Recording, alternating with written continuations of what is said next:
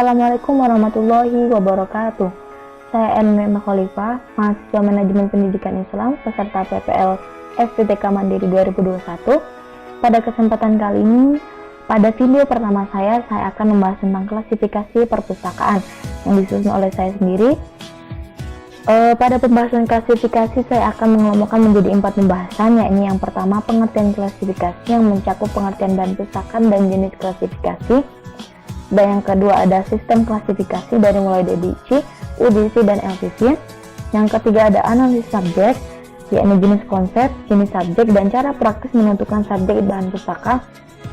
Dan yang keempat ada klasifikasi DDC dan indeks relatif. Selanjutnya pengertian dari klasifikasi. Klasifikasi merupakan kegiatan pengelompokan bahan pustaka atau koleksi berdasarkan ciri-cirinya yang sama dengan tujuan mempermudah proses temu kembali informasi. Dan selanjutnya ada pengertian bahan pustaka. Menurut Kamus Besar Bahasa Indonesia, pustaka artinya kitab, buku atau kitab primbon, dan dalam arti umum bahan pustaka adalah bentuk koleksi perpustakaan, baik berupa buku maupun bukan buku seperti koran, majalah, peta, brosur, dan lain-lain. Untuk jenis klasifikasi sendiri dibagi menjadi 2 bagian. Yang pertama yakni klasifikasi artifisial yang mana berdasarkan ciri yang ada pada bahan pustaka tersebut, dan yang kedua ada klasifikasi fundamental yang disusun berdasarkan subjek atau isi bahan pustaka tersebut. Selanjutnya sistem klasifikasi dibagi menjadi 3, yakni yang pertama DDC, yakni Dewey Decimal Classification. DDC sendiri mencakup keseluruhan ilmu pengetahuan yang disusun secara sistematis dan teratur. Pembagian ilmu pengetahuan dari yang bersifat umum kemudian yang bersifat khusus. Yang kedua ini ada UDC, yakni Universal Decimal Classification. UDC sendiri mencakup semua cabang ilmu pengetahuan yang dibagi menjadi 10 cabang dan dinyatakan dalam pecahan persepuluhan atau desimal. Yang ketiga ada LCC, yakni Library of Congress Classification. LCC sendiri menggunakan notasi kombinasi huruf dan angka, mempunyai indeks sendiri-sendiri, tetapi belum ada indeks secara keseluruhan. Selanjutnya, analisis subjek. Sebelum kita membahas lebih dalam analisis subjek, analisis subjek sendiri merupakan kegiatan menganalisa subjek atau pokok bahasan dari suatu bahan pustaka secara konseptual dan menerjemahkan dalam notasi sehingga akan diperoleh suatu kata atau kosakata atau lambang-lambang yang terdapat dalam bahasa indeks. Analisis subjek sendiri dilakukan sebelum menentukan klasifikasi suatu bahan pustaka. Dapat disimpulkan analisis subjek ini merupakan proses meneliti, mengkaji, dan menyimpulkan inti yang dibahas dalam suatu bahan pustaka. Dibagi menjadi 2, yakni yang pertama jenis subjek dan jenis konsep yang akan kita bahas selanjutnya. Jenis konsep sendiri dibagi menjadi 3, yakni yang pertama disiplin ilmu, yang kedua yakni fenomena, dan yang ketiga bentuk. Contohnya LKS pendidikan sejarah. Sejarah sendiri merupakan disiplin ilmu, pendidikan merupakan fenomena, dan LKS merupakan bentuk. Selanjutnya jenis subjek. Yang pertama ada subjek dasar, hanya terdiri dari suatu disiplin ilmu. Lebih jelasnya, subjek dasar yaitu subjek yang hanya terdiri dari satu disiplin ilmu atau subdisiplin ilmu saja. Misalnya pengantar ekonomi, yaitu menjadi subjek dasarnya ekonomi. Yang kedua ada subjek majemuk, yakni subjek yang terdiri dari subjek dasar disertai fokus dari 2 atau lebih faset. Misalnya hukum adat di Indonesia, subjek dasarnya yaitu hukum dan 2 fasetnya yaitu hukum adat, faset jenis, dan Indonesia yakni faset tempat. Yang ketiga ini adalah subjek sederhana, yaitu subjek yang hanya terdiri dari satu faset yang berasal dari satu subjek dasar, atau faset ialah subkelompok khas yang terjadi disebabkan oleh satu ciri pembagian.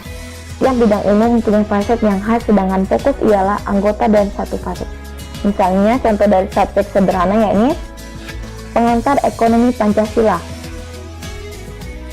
terdiri dari subjek dasar ekonomi dan falsafahnya yaitu Pancasila. Dan yang terakhir ada subjek kompleks. Subjek kompleks yaitu subjek yang terdiri dari dua atau lebih subjek dasar dan saling berinteraksi antara satu sama lain. Misalnya hukum perbankan. Dan contoh yang kedua yaitu pengaruh agama Hindu terhadap agama Islam. Di sini terdapat dua subjek dasar yaitu agama Hindu dan agama Islam. Untuk menentukan subjek diutamakan dalam subjek kompleks ada 4 fase. Yang pertama ini fase bias, yang kedua ada fase pengaruh, dan yang ketiga ada fase alet, yang terakhir ada fase perbandingan. Selanjutnya ada cara praktis menentukan subjek suatu bahan pustaka. Yang pertama yakni melalui judul, yang kedua ada melalui kata pengantar, yang ketiga daftar isi, yang keempat daftar bahan pustaka atau bibliografi, yang kelima ada membaca isi bahan pustaka, dan yang terakhir ada bertanya pada subjek spesialis. Selanjutnya, apa itu klasifikasi DDC? Sistem pengelompokan persekularan DDC atau DD Decimal Classification diciptakan oleh ahli perpustakaan Amerika ini Nelson Dewey yang lahir pada tahun 1851 dan meninggal tahun 1931. DDC sendiri diciptakan pada tahun 1873 dan terbit pada tahun 1876. DDC merupakan klasifikasi ilmu pengetahuan yang melakukan pembagian subjek secara hierarkis, artinya pembagian subjek dari umum ke khusus. Selanjutnya prinsip dasar klasifikasi DDC, yakni DDC menggunakan prinsip desimal, artinya DDC membagi semua bidang ilmu pengetahuan ke dalam 10 kelas utama. Selanjutnya, DDC hanya mampu memberikan notasi kelas bagi satu subjek dalam menghadapi subjek bahan pustaka yang lebih dari satu. DDC harus memilih salah satu subjek yang paling dominan. Bagian dari DDC yang kelas utama ini contoh, yakni yang pertama karya umum, filsafat, 200 yakni agama, 300 ilmu-ilmu sosial, 400 bahasa, 500 ilmu-ilmu murni, 600 teknologi, 700 kesenian, 800 kesusastraan, dan yang terakhir 900 geografi dan kesejaraan. Nah, kelas utama ini dibagi secara desain menjadi 10 divisi. Selanjutnya untuk divisi, yang pertama 600 yakni teknologi, 610 ilmu kedokteran, 620 ilmu teknik, 630 pertanian dan teknologi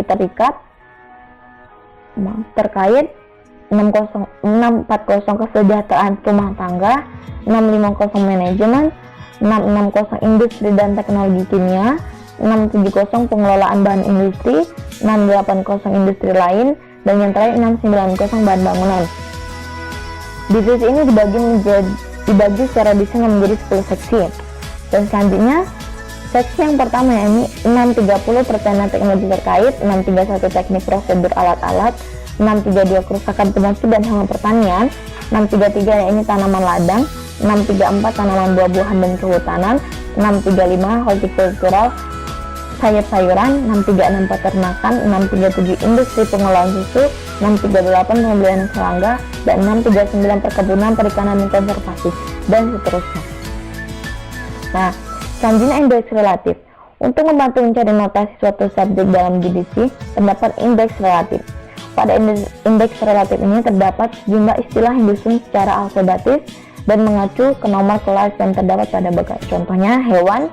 Untuk anatomi sendiri, yakni kodenya 591.4, untuk cerita ini 800, kedokteran 636.089, menggambar ini 743.6, pertunjukan 791.8.